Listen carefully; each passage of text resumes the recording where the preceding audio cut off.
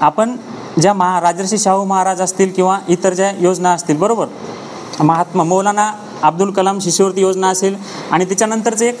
साध्या भाषेतलं एक सांगायचं झालं तर ज्याच्या आईवडिलाची बांधकाम कामगारमध्ये योजनेच्या याच्यात नाव लिस्टेड आहे, तर त्यांच्या अपत्यासाठी 2 अपत्यासाठी कमीत कमी 1 वर्षासाठी इथलच्या प्रत्येक विद्यार्थ्याचं ज्याचं नाव रजिस्ट्रेशन असेल त्याला प्रत्येकाला 20,000 रुपये प्रतिवर्ष, म्हणजे प्रथम वर्षात 20,000, द्वितीय वर्षात 30,000 आणि तृतीय वर्षात 30,000 ही अतिरिक्त शिष्यवृत्ती भेटते. आणि याचे डॉक्युमेंट सोपे आहेत. याचे डॉक्युमेंट कोणते की बांधकाम कामगारमध्ये आपल्याला ज्याची नोंदणी असेल त्याला अर्ज भरावा लागेल, आपल्या कॉलेजचं उपस्थिती प्रमाणपत्र, आपल्या कॉलेजचा बोनाफाईड आणि आपल्या कॉलेजमधून भेटणारं जे आयडेंटिटी कार्ड आहे त्याच्यामार्फत ही शिष्यवृत्ती भेटते. आणि याच्यानंतरच्या ज्या इतर योजना आहेत तर त्या योजना आहेत एकलव्य योजना, पंजाबराव देशमुख निर्वाह भत्ता योजना, हिच्यामार्फतही खूप प्रकारचं जास्तीचं स्टेपन भेटलं जातं. आणि केंद्र सरने सांगितलेल्या शिष्यवृत्त्या असतील किंवा मग वायबीसी सरने सांगितलेले जे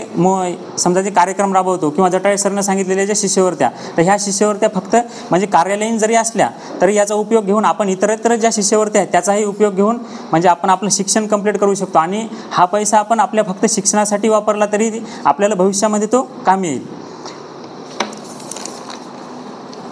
त्याच्या केंद्र सरकारनं दिलेले जे शिष्यवृत्ती आहेत त्या अल्पसंख्याक विद्यार्थी पोस्ट मॅट्रिक शिष्यवृत्ती योजना, त्याच्यानंतर महाविद्यालयीन व विद्यापीठ विद्यार्थ्यांसाठी जी सेंट्रल सेक्टर शिष्यवृत्ती योजना, त्याच्यानंतर अपंग विद्यार्थ्यांसाठी पोस्ट मॅट्रिक शिष्यवृत्ती योजना, ह्या ज्या केंद्र सरकारच्या योजना आणि त्याच्यानंतर ज्या महाराष्ट्र सरकारच्या ज्या योजना, तर याच्यामध्ये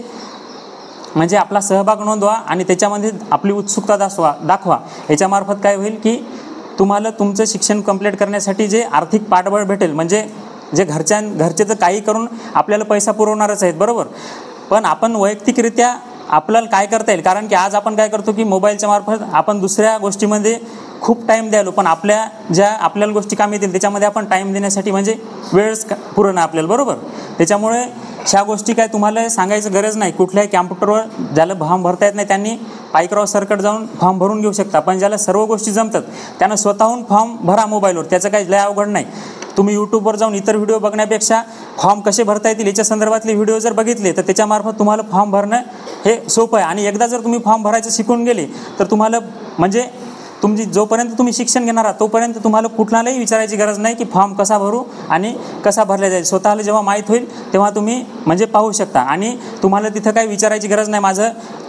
कोणत्या डेस्कला फॉर्म गेलेला आहे, किती डेस्कवर पोहोचलेला आहे, हे स्वतः तुम्हाला ईमेलच्या माध्यमातून, मोबाईलच्या माध्यमातून जे तुम्हाला OTP येतील किंवा मेसेज येतील त्याच्यामार्फत कळत